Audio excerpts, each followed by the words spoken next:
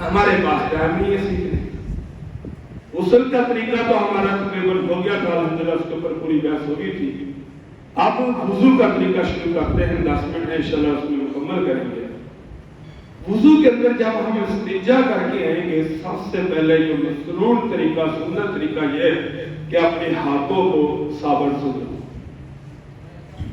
مسنون طریقہ، کیونکہ ہاتھوں کے اوپر جب استنجا کریں گے کچھ نہ کچھ بدبو آئے گی، صابن سے دھونے سے وہ بدبو ظاہر ہو جائے گی۔ یہ ہم سامنے رکھنے کی کوشش بھی کرتے ہیں اور ہر ساتھی رکھتے بھی ہیں، ماشاءاللہ اللہ ان کی رکھنے کو قبول کرے، لیکن ہفتے کے دن ملتے نہیں ہیں، کوئی اٹھا کے لے جاتا ہے، بلکہ جوتیاں بھی نہیں چھوڑتے، کوئی اچھی جوتی پہن کے آ جائے بیچارہ وہ باہر سے لے جاتے ہیں۔ اللہ ایسے لوگوں کو ہدایت دے، لیکن ایسے لوگوں کا بڑھتا کچھ بھی نہیں۔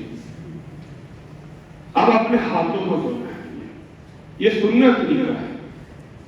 اس کے بعد ہاتھ دھونے کے بعد وضو کے اندر میرے بھائیوں ایک بات یاد رکھنا، پانی ضائع نہ ہو۔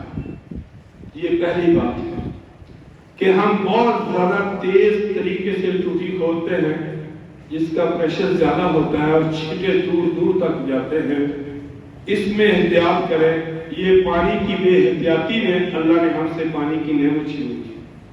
ہم جو پانی پیتے ہیں یہ صحیح پانی نہیں ہے۔ آج سے 20-25 سال پہلے پانی بہت اچھا ہوتا تھا، اس وقت نلکے وغیرہ ہوتے تھے، اس سے پانی بھرا جاتا تھا، ضرورت کے مطابق استعمال ہوتا تھا۔ اب موٹریں ہیں، چل جاتی ہیں، بیوی بھی بھول جاتی ہے، خود بھی بھول جاتے ہیں، چلتا رہتا ہے، چلتا رہتا ہے، چلتا رہتا ہے۔ اور اللہ قرآن پاک میں فرماتے ہیں کلوا واشربوا ولا تسرفوا، کھاؤ پیو ضرور لیکن اسراف نہ کرو۔ ان المبذرین کانوا اخوان الشیاطین، کہ جو زیادتی کرنے والے، فضول خرچی کرنے والے، اسراف کرنے والے لوگ ہوتے ہیں وہ اللہ کے دوست نہیں ہوتے بلکہ شیاطین کے بھائی ہوتے ہیں۔ یہ اللہ تعالیٰ قرآن پاک میں کہتا ہے۔ اس لیے ہر چیز کو ضرورت کے مطابق استعمال کرو، اس میں برکت آئے گی۔ اگر ضرورت سے زیادہ کریں گے تو برکت اٹھ جائے گی۔ اب وضو کے اندر پانی کا استعمال جتنا کم سے کم ہو سکے وہ ہمیں کرنا چاہیے۔ بھول جاتے ہیں لیکن کرنا چاہیے۔ اب وضو کے بعد جناب والا ہاتھ دھونے کے بعد ہم نے پانی لینا ہے دائیں ہاتھ سے اور ٹوٹی کے اوپر بایاں ہاتھ رکھنا ہے اور منہ میں ڈالنا ہے، بلکہ اس سے پہلے مسواک ہے۔ مسواک کے اندر 2-3 چیزیں میں تمہیں بتا دوں کہ جو ہمیں دینی فائدہ ہوتا ہے نا مسواک کرنے کا، دانتوں کے اوپر مارنے کا، حدیث میں آتا ہے کہ موت کے وقت کلمہ نصیب ہوتا ہے۔ مسواک کرنے والا آدمی اس کی عقل تیز ہوتی ہے، مسواک کرنے والے آدمی کی نظر کمزور نہیں ہوتی، مسواک کرنے والے آدمی کا معدہ زبردست رہے گا، مسواک کرنے والے آدمی کے دانتوں میں خون نہیں رہے گا، مسواک کرنے والے کے آدمی کے جو دانت ہوں گے وہ چمکدار ہوں گے، خوبصورت ہوں گے۔ مسواک کا مطلب کیا ہوتا ہے کہ دانتوں کو صاف کرنا۔ اگر تمہارے پاس لکڑ نہیں ہے تو اپنی انگلیوں سے بھی صاف کر سکتے ہو، تمہیں مسواک کرنے کا ثواب مل جائے گا۔ کیسی صورت ہے یار، ایک وقت نہیں ہے لکڑی تو اپنے دانتوں یعنی اپنی انگلیوں سے چھیٹا دانتوں پہ مار، لیکن مسواک 3 دفعہ 3 کلیوں میں مسواک کی جائے گی۔ مسواک کے لیے علیحدہ پانی، کلی کے لیے علیحدہ پانی، یہ اسراف کے اندر ہے اور اللہ کے نبی نے اسے منع کیا۔ یہ بات یاد رکھیں کہ پہلے 3 دفعہ مسواک کر لو، پھر 3 دفعہ کلی کر لو، اس سے منع کیا۔ ایک کلی منہ میں ڈالو، پانی کو باہر نکالو، پھر مسواک کر لو، پھر دوسرا پانی، پھر تیسرا پانی، بس اس کے بعد چوتھا پانی اگر کرو گے، حضور صلی اللہ علیہ وسلم نے فرمایا اصاب تم نے برا کیا اور اسلم تم نے اپنے پر ظلم کیا۔ اسلم کا لفظ حدیث کے اندر، یہ ابو داؤد کے اندر حدیث موجود ہے، اسلم کا لفظ ہے کہ جو آدمی اپنے وضو کے اعضاء کو یا کلی کو یا ناک کے پانی کو 3 دفعہ سے زیادہ استعمال کرتا ہے، فرمایا کہ اس نے ظلم کیا اور اللہ ایسے آدمی کو پسند نہیں کرتا۔ 3 دفعہ، صرف 3 کلی، چوتھی کلی خلاف شرع، خلاف سنت ہے اور یہ اسراف کے اندر ہے۔ اس کے بعد دائیں ہاتھ سے اپنے ناک کے اندر پانی ڈالا جائے گا اور بائیں ہاتھ سے ناک صاف کیا جائے گا۔ اس کی چیز اپنی شرمگاہ کو بھی اگر استعمال کرنا ہے، پکڑنا ہے استنجے وغیرہ کے لیے، جو بھی اس کے لیے بھی بایاں ہاتھ استعمال ہوگا، دایاں ہاتھ نہیں ہوگا۔ دایاں ہاتھ یعنی صرف کھانے پینے کے لیے استعمال ہوگا، اس کے اندر بھی دایاں ہاتھ استعمال نہیں ہوگا۔ یہ حدیث کے لفظ ہے۔ اب جب ناک صاف کرنے کے اندر میرے دوستوں ایک بات یاد رکھنا کہ اگلے آدمی کا ضرور خیال کرنا ہے۔ ہم مسواک لاتے ہیں، کئی دفعہ ہم نے یہاں دیکھی ہے مسواک لوگ کھاتے ہیں، کھا کر یہاں ڈال کے چلے جاتے ہیں، کئی دفعہ بڑی میں خود اپنی آنکھوں سے دیکھا۔ اگر ہمیں مسجد کا خیال کرنا چاہیے کہ اگر یہی مسواک اپنی بیوی کے یہاں وہ بیوی صفائی کرتی وہاں جا کے ڈال کر، تو دیکھو پھر بیوی دیکھو حشر کیا کرے گی۔ تو خیال کرنا چاہیے، کم سے کم مسواک کھانی چلو کھا لو، جو اس کو ڈالنا اس کو باہر ڈالنا۔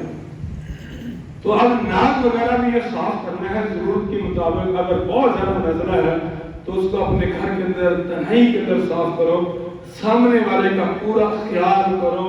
یہ آداب کے اندر ہے، 3 دفعہ ناک کے اندر پانی ڈالنا ہے، اور ناک کی ہر بیماری سے ناک بھی محفوظ ہو جائے گا، اور نبی کی سنت بھی، اس کا ثواب بھی نامہ اعمال میں مل جائے گا۔ پھر اس کے بعد جناب والا ہم نے پانی لینا ہے دونوں چولہوں میں، پانی لے کر ہم نے یہاں کرنا ہے اس طرح۔ اگر تو میرے جیسی داڑھی ہے تو اس کو دھو لو، ٹھیک۔ اگر داڑھی زیادہ بڑی ہے اور پورا چہرہ داڑھی سے ہے تو اس کے لیے جتنا پانی پہنچ جائے ٹھیک ہے، باقی سنت طریقہ یہ ہے کہ خلال اس طرح اچھی طرح سے خلال کریں 3 دفعہ۔ یہ چہرہ پورا 3 دفعہ وضو کے اندر، یعنی پہلی دفعہ، پھر دوسری دفعہ، پھر تیسری دفعہ۔ پہلی دفعہ جب دھو تو اس کو ملو اچھی طرح سے چہرے کو، پھر دوسری دفعہ پانی ڈالو، تیسری دفعہ۔ یہ سنت عمل ہے۔ اگر ایک دفعہ سے پورا چہرہ دھل جائے تو پھر بھی وضو ہو جائے گا، اور تمہاری جو فرضیت ہے وہ ادا ہو جائے گی۔ ان النبی صلی اللہ علیہ وسلم توضا مرن، آپ نے 1 دفعہ بھی چہرہ دھویا ہے، توضا مرتین، آپ نے 2 دفعہ بھی کیا، توضا ثلاثن، آپ نے 3 دفعہ بھی یہ عمل کیا۔ اس کے بعد جناب والا ہم نے پھر اپنے بازو دھونے، بازو کے اندر جب پہلی دفعہ ہم نے پانی ڈالنا ہے یہاں اس طرح یہاں تک پانی آئے، پھر اس کو اچھی طرح مارنا، بالکل اچھی طرح مارنا، پھر دوسری دفعہ، پھر تیسری دفعہ، پھر ہمارے یہاں عادت یہ ہوتی ہے کہ پہلے ہم اس کو بازو کو اچھی طرح دھوتے ہیں، پھر 3 دفعہ اس طرح کرتے ہیں۔ یہ 4-5 دفعہ ہوتا ہے، اس سے اللہ کے نبی نے سختی سے منع کیا۔ اور اگر بازو کم سے کم، یعنی یہ پوری جو ہے خشک نہیں رہنی چاہیے، اس کا دھونا فرض ہے۔ اور اگر تھوڑا سا اوپر تک لے جائیں، فرمایا کہ ایسے لوگوں کے اعضاء قیامت کے دن چمکتے ہوئے ہوں گے، اور نبی صلی اللہ علیہ وسلم پکڑ کر جنت میں لے جائیں گے۔ یہ حدیث، ایسے لوگوں کے اعضاء چمک رہے ہوں گے، اور یہ نشانی ہوگی امت محمدیہ۔ پھر اس کے بعد 3 دفعہ یہ بازو، 3 دفعہ بایاں بازو، پھر اس کے بعد سر کا مسح کرنا ہے۔ سر کے مسح کے اندر مختلف طریقے ہیں، لیکن مقصود ہے کہ یہاں تک ہو جائے تمہارا فرض ادا ہو جائے۔ باقی جو ہے جناب اللہ پورے سر کا پھر واپس لاؤ، پھر اس کے بعد جناب اللہ یہ، پھر یہ کانوں کی یہ چیزیں، پھر یہاں یہ چیزیں، یہ مستحب طریقہ ہے۔ اگر ہو جائے گا تو تمہارے کانوں کی میل وغیرہ صاف ہو جائے گی اور کان صاف ستھرے ہو جائیں گے۔ اگر نہ بھی کر سکے تو اس کے اوپر کوئی گناہ نہیں ہے، ہم اس کو کہہ نہیں سکتے کہ تیرا وضو نہیں ہوا۔ کانوں کے مسح کے بعد، یعنی سر کے مسح کے بعد، یہ گردن کا مسح بھی بعض لوگوں نے لکھا ہے کہ مستحب عمل ہے۔ یہ بات تو اس طرح ہاتھ پھیرتے ہیں، لیکن ہم نے جو کتابوں کے اندر پڑھا ہے وہ یہ ہاتھ پھیرنا چاہیے اس طرح۔ یہ تر ہاتھ پھیرنے کا میں نے آپ کو پہلے بھی بتایا تھا کہ یہاں جال ہے رگوں کا، یہ جال ہے جال، اس کی 2 چیزیں اس کے اوپر رکھنی چاہیے، کبھی تمہیں دماغ کی بیماری نہیں آئے گی، میں بتاؤں۔ یا 2 چیزوں کا خیال رکھنا چاہیے۔ ایک تو یہ ہے کہ یہ رگیں تمہاری گیلی رہنی چاہیے، دن میں 2-3 دفعہ اس کو گیلا کرو۔ اگر 5 دفعہ نماز پڑھو گی تو دن میں 5 دفعہ تمہاری یہ گردن گیلی ہوگی۔ دوسرا سنت طریقہ جو فرمایا کہ اس کے اوپر صافہ رکھو، جو روشنی ہے، دھوپ ہے، یہ گردن کے اوپر نہیں آنی چاہیے۔ فرمایا کہ کبھی زندگی میں ایسی ڈاکٹر کہتے ہیں تمہیں دماغ کی، نفسیات کی کبھی بیماری نہیں آئے گی۔ جتنی دماغ کی نالیاں ہیں، جتنی ہیں، وہ ساری کی ساری تمہاری گردن کے اندر جا کر جمع ہے۔ یہ یا گچھا بنا ہوا ہے یہاں، اور اس کو تر رکھنا، اس کو چلانا یہ ضروری ہے، اور اس کے لیے اس کو ہاتھ گیلا پھیرو اور وضو کرو کہ ہاتھ خود بخود اس کے اوپر پھرتا ہے۔ اور اگر تمہارے صافہ باندھنے کی عادت ہے تمہاری، تو یہ سنت بھی ہے، سر کو ڈھانپنا، صافہ رکھنا سر کے اوپر، تو ساتھ ساتھ سنت کے ساتھ ساتھ یہ تمہاری گردن کی حفاظت بھی ہو جائے گی اور بیماری سے بھی انسان بچ جائے گا۔ ایک بات اور ہے کہ جو ہم وضو تو کرتے ہیں، یہ چہرہ دھوتے ہیں۔ ایک ڈاکٹر بتا رہا تھا کہ جو آدمی فجر کا ٹائم اٹھ کر اپنی آنکھوں کے اوپر چھینٹے مارنے، فرمایا کہ کبھی اس کی آنکھوں میں جو ہے وہ بیماریاں جو ہے، پردے وغیرہ جو آتے ہیں، وہ کبھی بھی نہیں آئیں گے، اور اس کی آنکھوں کی حفاظت ہو جائے گی۔ اور جو آدمی فجر کی نماز پڑھتا ہے وہ خود بخود اس طریقے میں عمل کرتا ہے۔ آخری عمل جو ہے وضو کے اندر وہ پاؤں ہے میرے بھائیوں۔ پاؤں کے اندر جو ضروری ہے وہ یہ ہماری یہ ہڈی، یہ تر ہونی چاہیے، جس کو ہم یعنی ٹخنے کہتے ہیں۔ یہ اگر خشک ہو گئے تو ہمارا وضو نہیں ہوگا۔ اگر اس سے اوپر لے جائے، تھوڑا سا اوپر لے جائے، فرمایا کہ جو آدمی اس طریقے کے مطابق عمل کرے گا، قیامت کے دن اس کے پاؤں بھی چمک رہے ہوں گے اور اللہ کے نبی اس کو اپنا امتی ہونا پہچان دے۔ تو میرے بھائیوں، یہ وضو کا طریقہ تھا۔